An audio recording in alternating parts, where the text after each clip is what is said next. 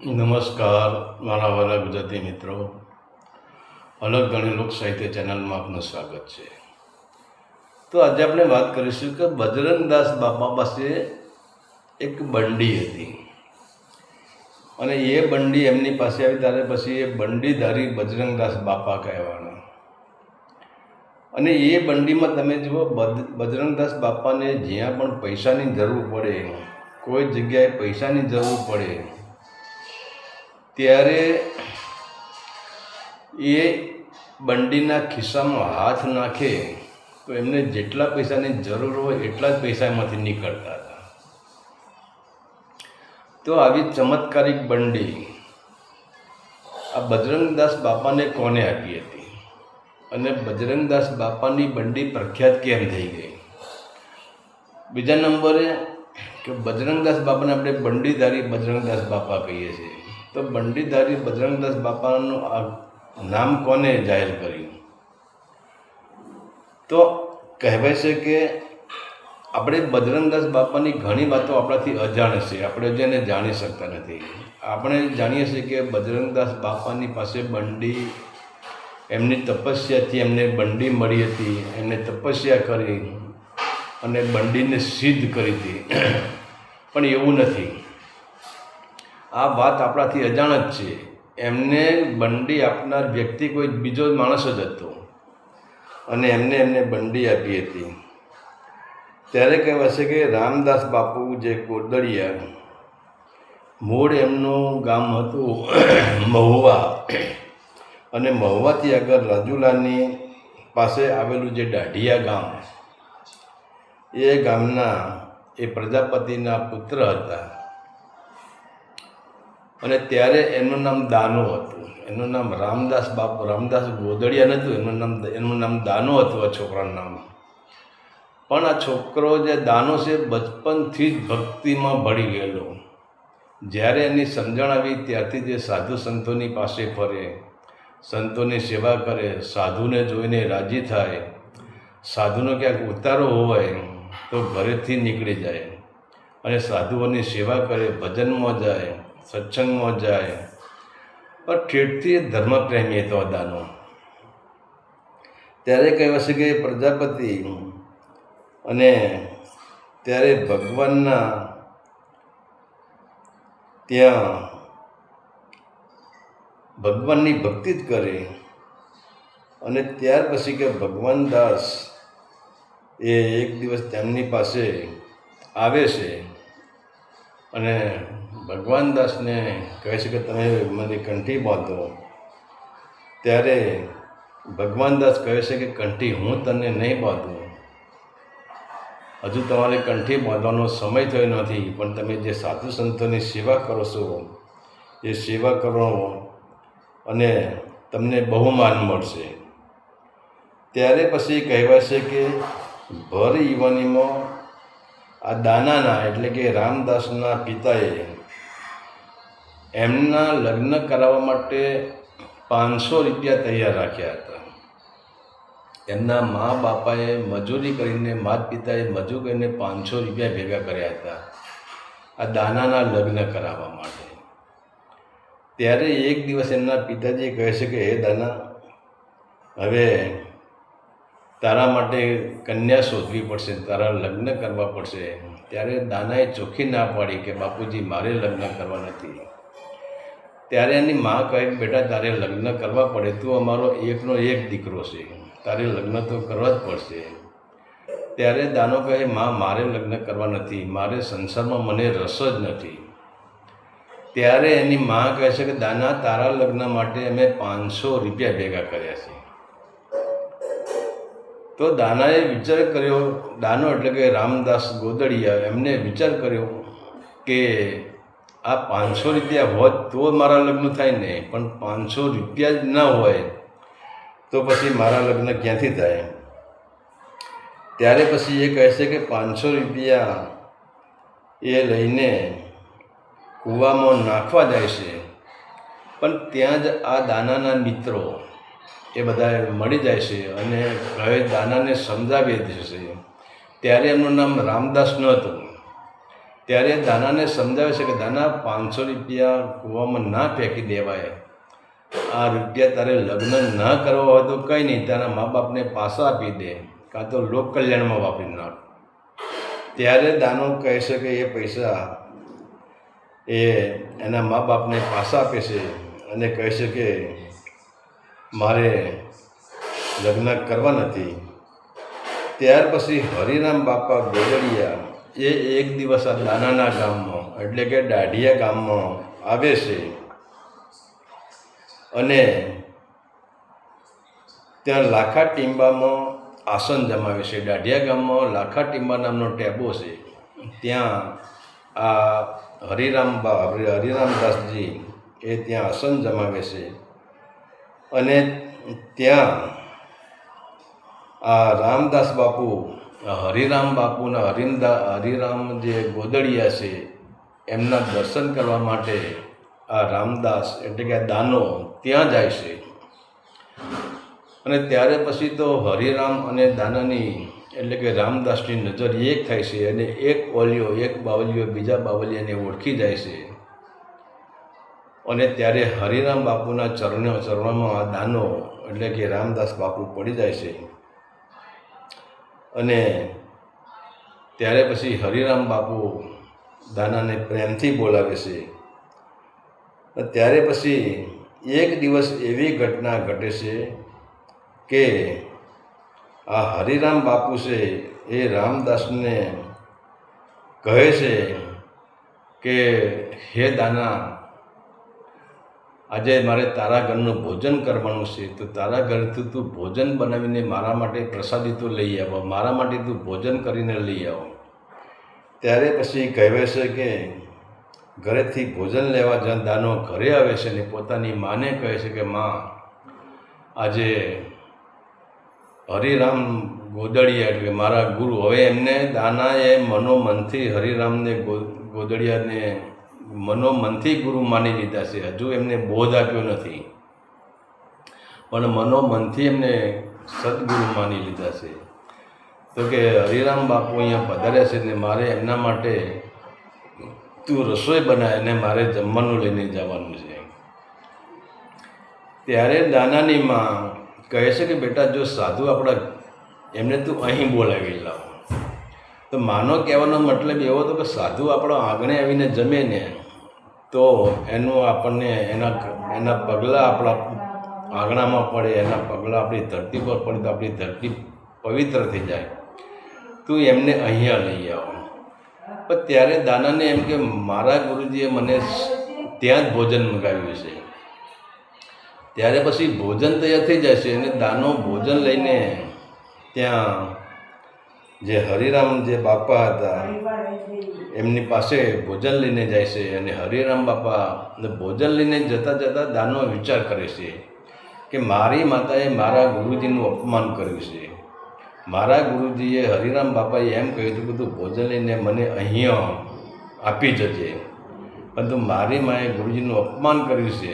હકીકતમાં અપમાન કર્યું નહોતું, પણ ત્યારે આ દાનાને એમ થયું કે હવે ઘરે જવું નથી, હવે સંસારમાં રસ નથી, ઘરે પણ જવું નથી.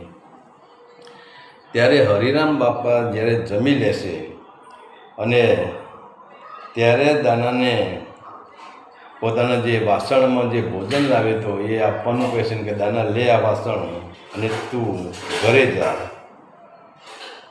ત્યારે પછી કહેવાય છે કે દાનો કહે છે કે મારે હવે ઘરે નથી જવું. ત્યારે હરિરામ બાપા કહે છે કે આને વાસણના બાને ઘરે મોકલી દઉં. તો વાસણ કહે છે તો વાસણ લઈને ઘરે જા.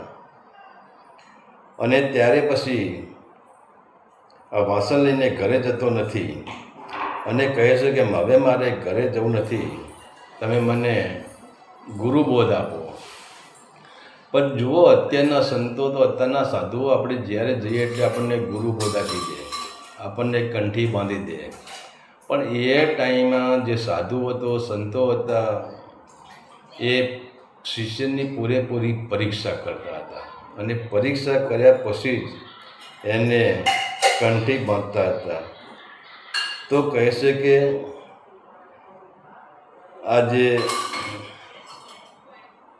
હરિરામ બાપુ છે એ કહે છે કે જા તું એક કામ કર, તારે અહીંયા રોકાવાનું નથી, તારે ઘરે ના જવું હોય તો કંઈ નહીં, પણ તારે ટેલ માગવાની છે અને ટેલ માગીને તારે પશુ પંખી અને આવતા જતા માણસોને તારે અન્ન પૂરું પાડવાનું છે.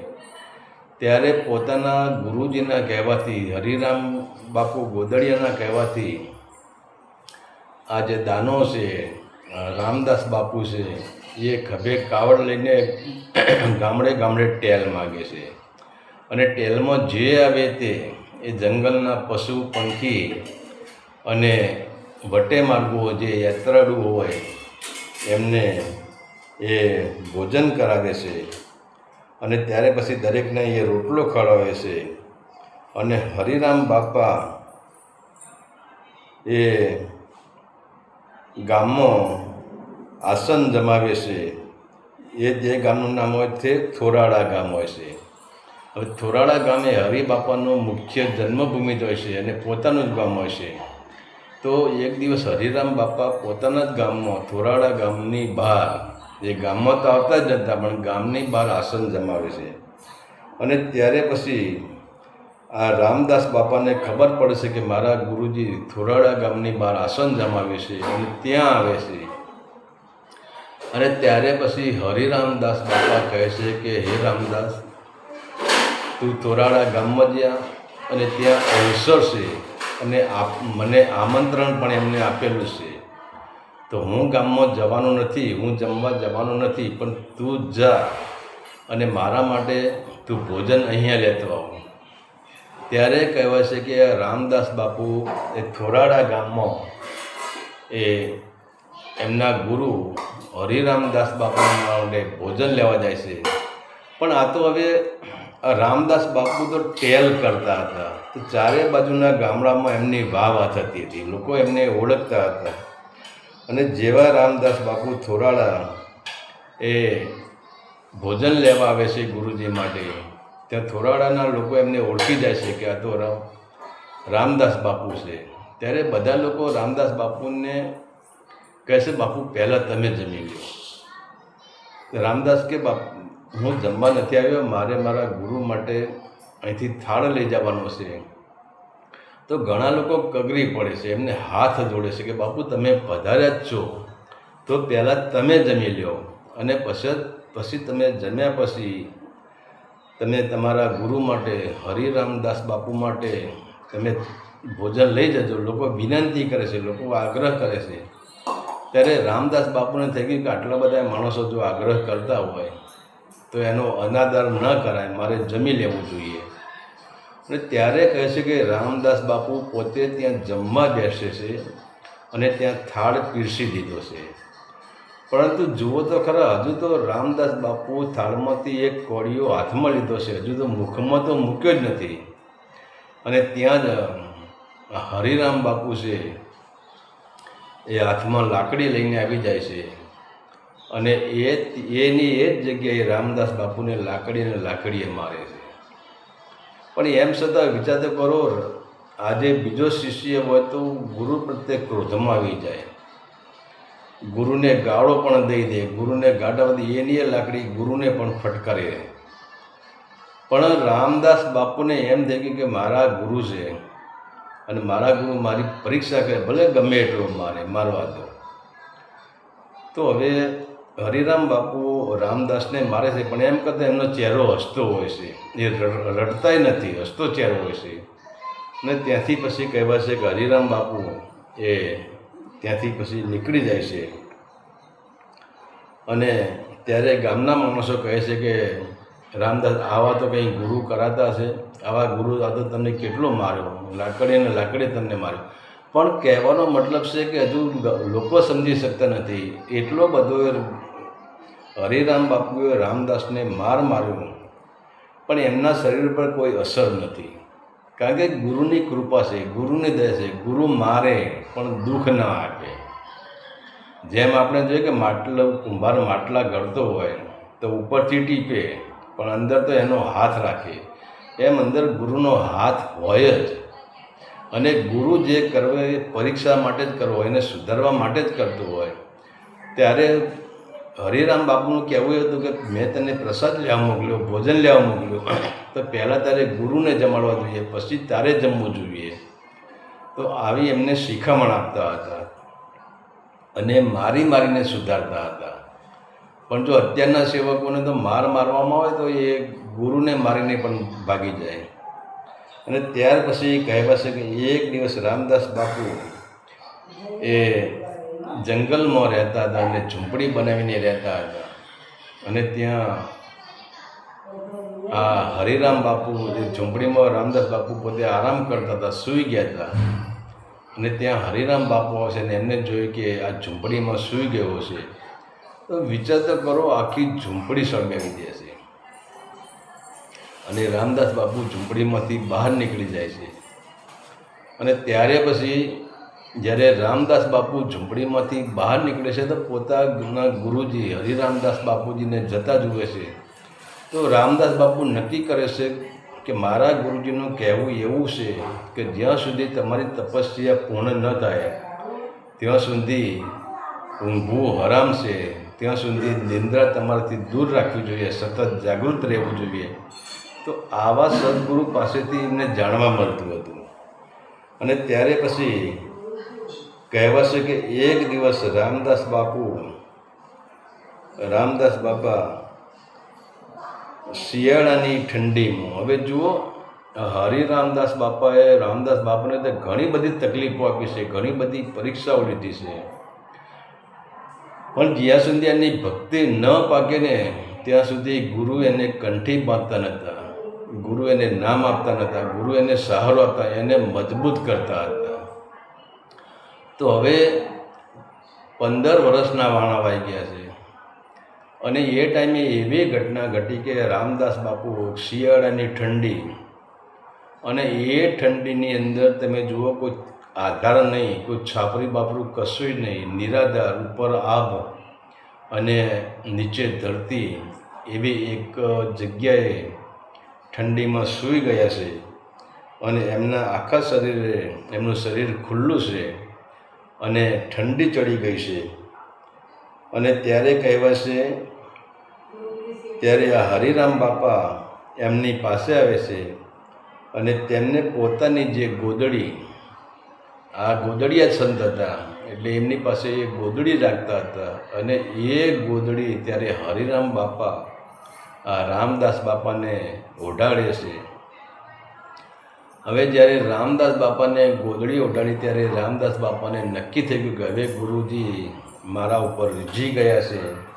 અને એમની ગોદડી ત્યારે કંઠી કંઈ નહીં, ગુરુજીની કોઈ પણ વસ્તુ એમના શરીર ઉપર પડે ત્યારે એમનો હક થઈ જતો હતો. ત્યારે રામદાસ રાજી થઈ જાય છે.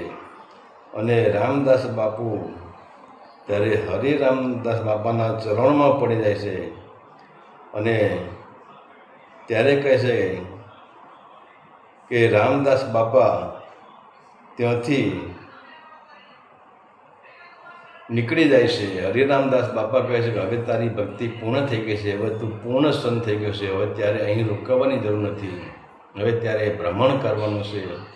અને ત્યારે ફરતા રામદાસ બાપા જે ઠસા ગામ છે એ ઠસા ગામમાં આવે છે. અને ત્યાં ઠસા ગામમાં આવીને પછી ત્યાં ઠસાનું જે રેલવે સ્ટેશન છે એની બાજુ જે એક આશ્રમ હોય છે, એક ધર્મશાળા હોય છે.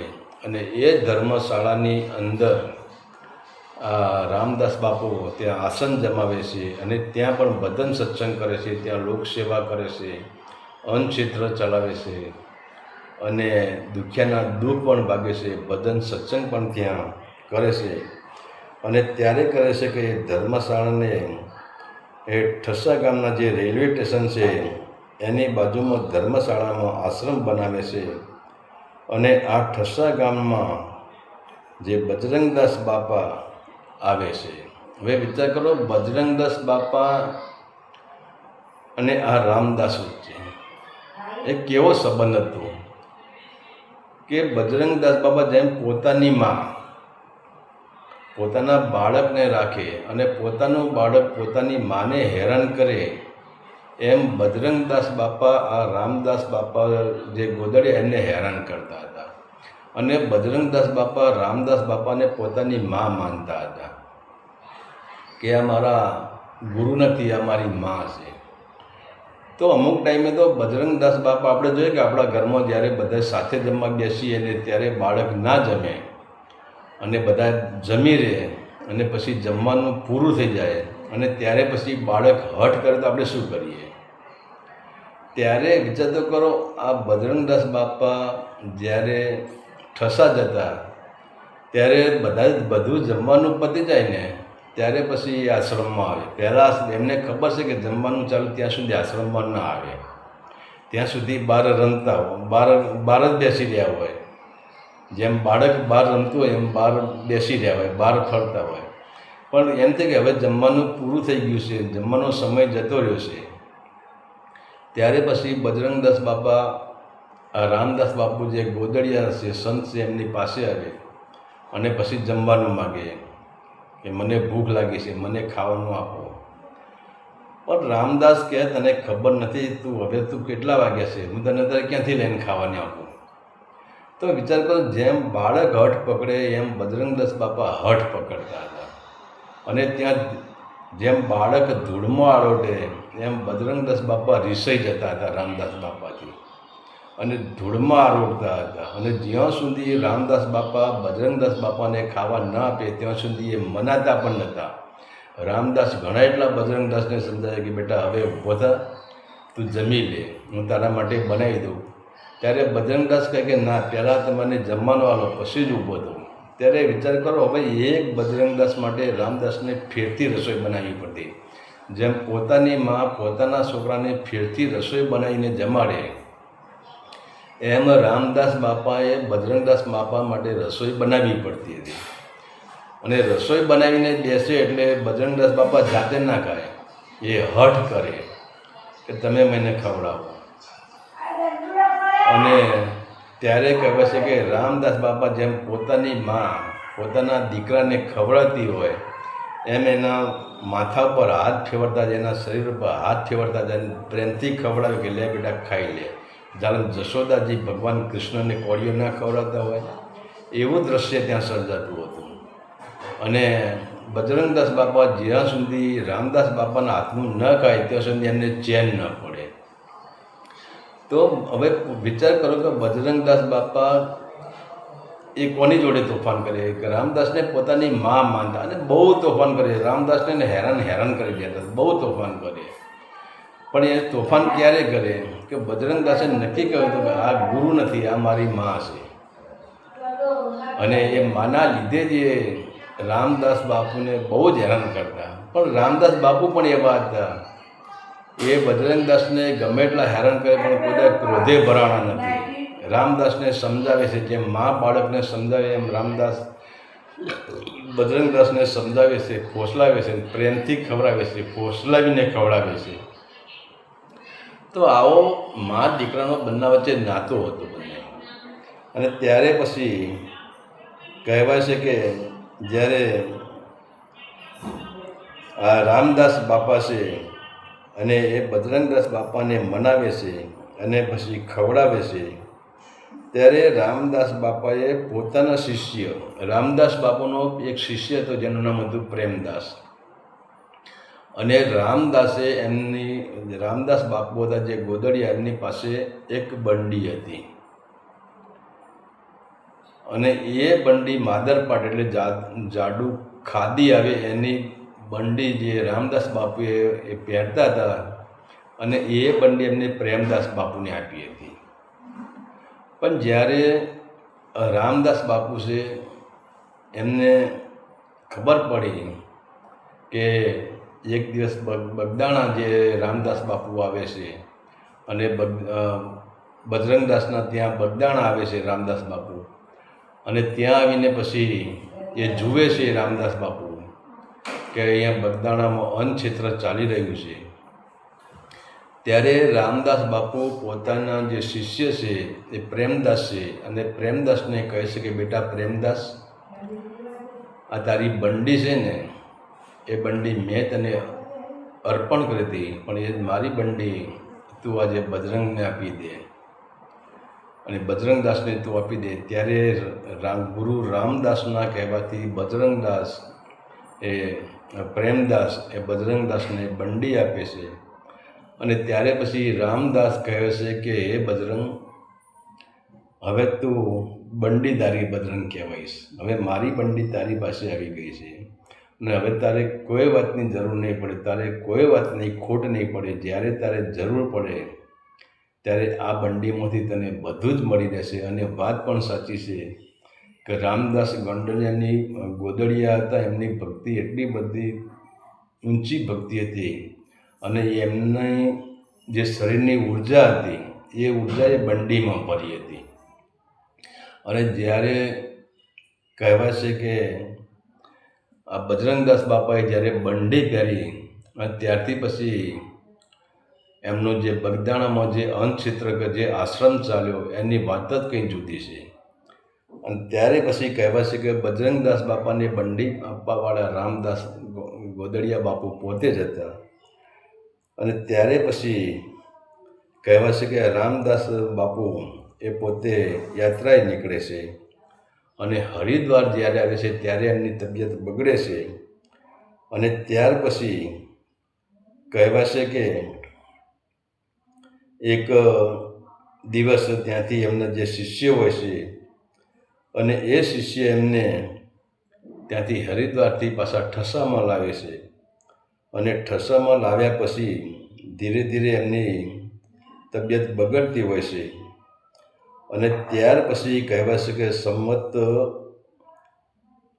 2021ને ચૈત્ર વદ 11ના દિવસે આ રામદાસ બાપુ જે ગોદડિયા છે એ પોતે ઠસામાં એ પોતે શરીર છોડી દેશે.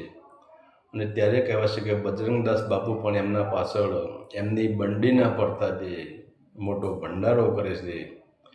અને આજે પણ કહેવાય છે કે ઠસામાં જે રેલવે સ્ટેશનથી આગળ જ્યાં ધર્મશાળા છે ત્યાં આ રામદાસ બાપુ ગોદડિયા એની આજે પણ ત્યાં પ્રતિમા છે અને આજે પણ ત્યાં પૂજાય છે.